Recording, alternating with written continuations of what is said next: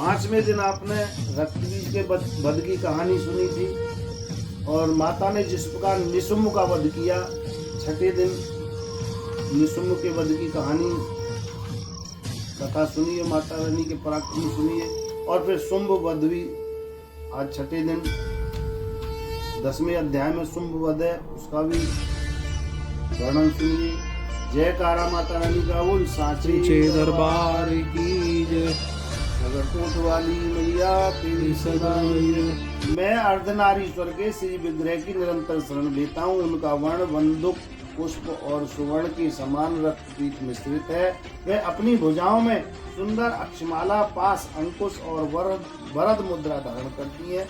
अर्धचंद्र उनका आभूषण है तथा वे तीनों नेत्रों से सुशोभित हैं। राजा ने कहा, भगवान आपने रक्तबीज के वध से संबंध रखने वाला देवी चरित्र का यह अबुद्ध महात्मा मुझे बतलाया। अब रक्तबीज के मारे जाने पर अत्यंत क्रोध में भरे हुए शुंभ और निशुंभ ने जो कर्म किया उसे मैं सुनना चाहता हूँ। ऋषि कहते हैं, राजन, युद्ध में रक्तबीज तथा अन्य दैत्यों के मारे जाने पर शुंभ और निशुंभ को के क्रोध की सीमा न रही। अपनी विशाल सेना एक इस प्रकार मारी जाती देख निशुंभ अमरस में भरकर देवी की ओर दौड़ा। उसके साथ असुरों की प्रधान सेना थी। उसके आगे पीछे तथा पार्श्व भाग में बड़े बड़े असुर थे जो क्रोध में होठ चबाते हुए देवी को मार डालने के लिए आए। पराक्रमी शुंभ भी अपनी सेना के साथ मात्र गणों से युद्ध करके क्रोधवश चंडिका को मारने के लिए आ पहुंचा। तब देवी के साथ शुंभ और निशुंभ का घोर संग्राम छिड़ गया। वे दोनों दैत्य मेघों की भांति बाणों की भयंकर वृष्टि कर रहे थे। उन दोनों के चलाए हुए बाणों को चंडिका ने अपने बाणों के समूह से तुरंत काट डाला और शस्त्र समूहों की वर्षा करके उन दोनों दैत्य पतियों के अंगों में भी चोट पहुंचाई। निशुंभ ने तीखी तलवार और चमकती हुई ढाल लेकर देवी के श्रेष्ठ बाण सिंह के मस्तक पर प्रहार किया।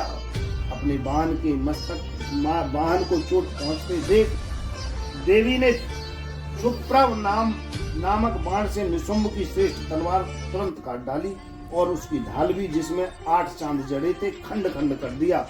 ढाल और तलवार के कट जाने पर उस असुर ने शक्ति चलाई, किंतु सामने आने पर देवी ने चक्र से उसके 2 टुकड़े कर दिए। अब तो निशुंभ क्रोध में जल उठा और उस दानव ने देवी को मारने के लिए त्रिशूल उठाया, किंतु देवी के समीप आने पर उसे भी मुक्के से मारकर चूर्ण कर दिया। तब उसने गदा घुमाकर चंडी के ऊपर चलाई, परंतु वह भी देवी के त्रिशूल से टकराकर भस्म हो गई। तदंतर दैत्यराज निशुंभ को फरसा हाथ में लेकर आते देख देवी ने बाण समूहों से घायल कर धरती पर सुला दिया। उस समय पराक्रमी भाई निशुंभ के धराशायी होने पर शुंभ को बड़ा क्रोध हुआ और अंबिका का वध करने के लिए वह आगे बढ़ा। रथ पर बैठे बैठे उत्तम आयुधों से सुशोभित अपनी बड़ी बड़ी 8 अनुपम भुजाओं से समूचे आकाश को ढककर वह अद्भुत शोभा पाने लगा। उसे आते देख देवी ने शंख बजाया और धनुष की प्रत्यंचा भी अत्यंत दुस्साह शब्द किया। साथ ही अपने घंटे के शब्द से जो समस्त दैत्यों की सैनिकों का तेज नष्ट करने वाला था, संपूर्ण दिशाओं को व्याप्त कर दिया। तदंतर सिंह ने भी अपनी दहाड़ से जिसे सुनकर बड़े बड़े गजराजों का मद दूर हो जाता है, आकाश, पृथ्वी और 10 दिशाओं को गूंजा दिया। फिर काली ने आकाश में उछलकर अपने दोनों हाथों से पृथ्वी पर आघात किया।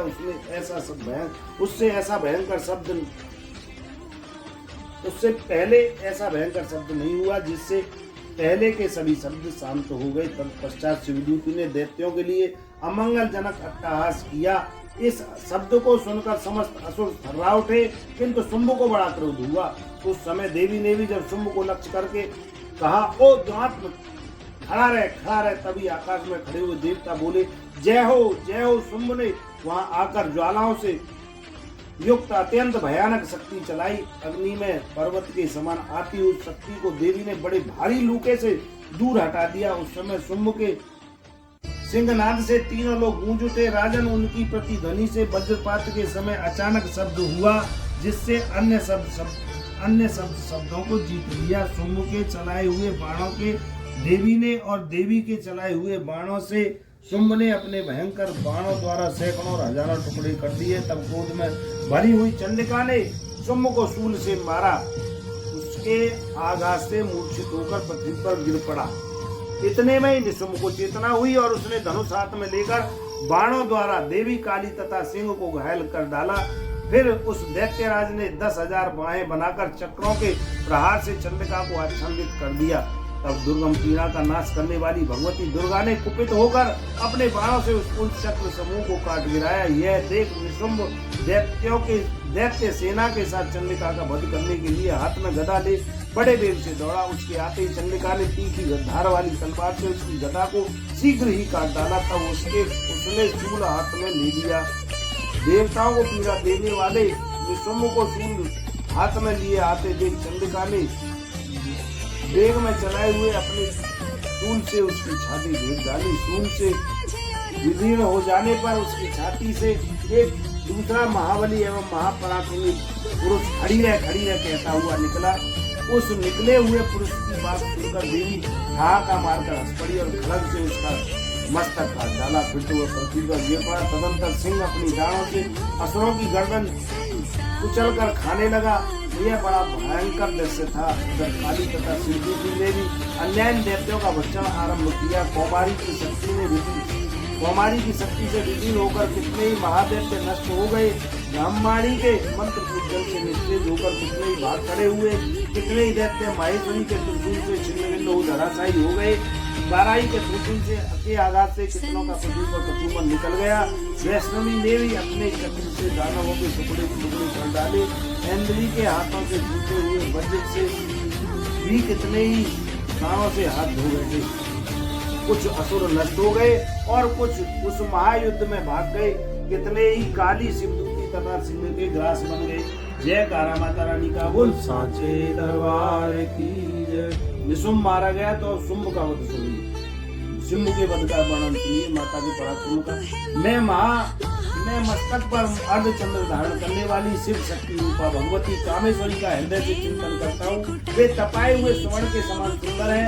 सूर्य चंद्रमा और अग्नि यही तीन उनके नेत्र है तथा वे अपने मनोहर हाथों में धनुष बाण अंकुश पाश और शूल हाथ धारण किए हुए। ऋषि कहते हैं राजन अपने प्राणों के समान भाई निशुंभ को मारा गया देख तथा सारी सेना का संहार होता जान शुंभ ने कुपित होकर कहा दुर्गे ओ दुष्ट दुर्गे तू अब बल के अभिमान में आकर भूत का घमंड न दिखा। तू बड़ी माननी बनी हुई है किंतु दूसरी स्त्रियों के बल का सहारा लेकर लड़ती है। देवी बोली ओ दुष्ट मैं अकेली हूँ। इस संसार में मेरे सिवा दूसरी कौन है। देख ये मेरी ही विभूतियाँ हैं अतः मुझ में ही प्रवेश कर रही है। स्वतंत्र ब्रह्माणी आदि समस्त देवियाँ अंबिका देवी के शरीर में लीन हो गयी।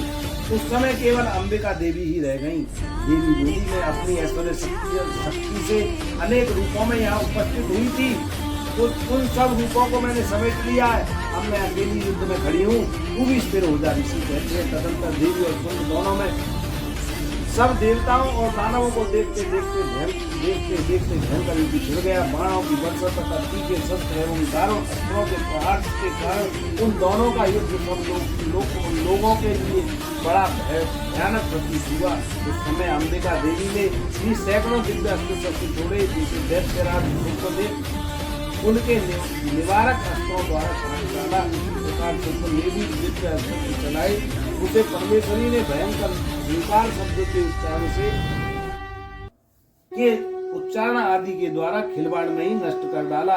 तब उस असुर ने सैकड़ों बाणों से देवी को आच्छादित कर डाला। तब देवी क्रोध में भरी हुई क्रोध में भरी हुई देवी ने भी बाण मारकर उसका धनुष काट डाला। धनुष कट जाने पर फिर दैत्यराज ने शक्ति हाथ में ली किंतु देवी ने चक्र से उसके हाथ की शक्ति को भी काट गिराया। तत्पश्चात दैत्यों के स्वामी शुंभ ने 100 चांद वाली चमकती ढाल और तलवार हाथ में ले उस समय देवी पर धावा किया।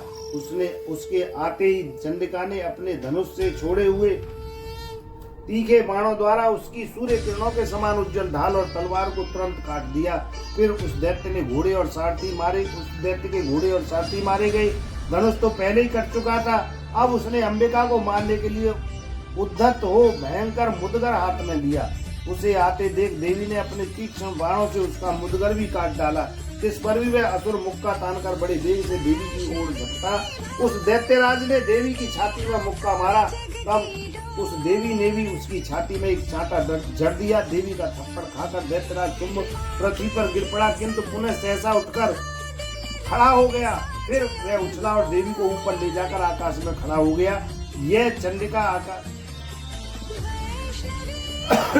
तब चंडिका आकाश में भी बिना किसी आधार के ही शुंभ के साथ युद्ध करने लगी। उस समय दैत्य और चंडिका का आकाश में एक दूसरे से लड़ते हुए उनका यह युद्ध पहले सिद्ध और मुनियों को विस्मय में डालने वाला हुआ। फिर अंबिका ने शुंभ के साथ बहुत देर तक युद्ध करने के पश्चात उसे उठाकर घुमाया, पृथ्वी पर पटक दिया।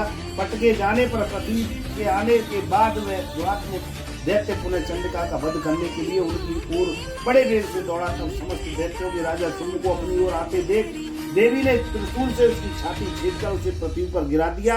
देवी के शूल की धार से घायल होने पर उसके प्राण फिर उड़ गए और वह समुद्र, द्वीपों तथा पर्वतों सहित समूची पृथ्वी को कपाता हुआ भूमि पर गिर पड़ा।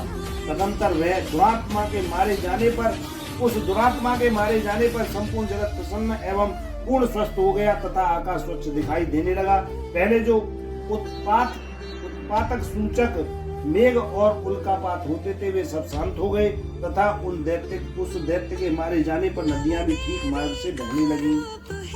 उस समय शुंभ की मृत्यु के बाद संपूर्ण देवताओं का हृदय हर्ष से भर गया और गंधर्व गण मधुर गीत गाने लगे। दूसरे गंधर्व बाजा बजाने लगे और अप्सराएं नाचने लगी। पवित्र वायु बहने लगी। सूर्य की प्रवाह उत्तम हो गई। अग्निशाला की बुझी हुई आग अपने आप प्रज्वलित होगी तथा संपूर्ण दिशाओं के भयंकर शब्द शांत हो गए। जय तारा माता रानी का बोल। सांचे दरबार की। आज की कथा को यही माता जी के चरणों में विश्राम देते हैं। कल 7वें दिन देवताओं द्वारा देवी की स्तुति तथा देवी द्वारा देवताओं को वरदान की कहानी सुनेंगे। जय तारा माता रानी का एक बार बोलना पड़ेगा प्रेम से, जय माता दी।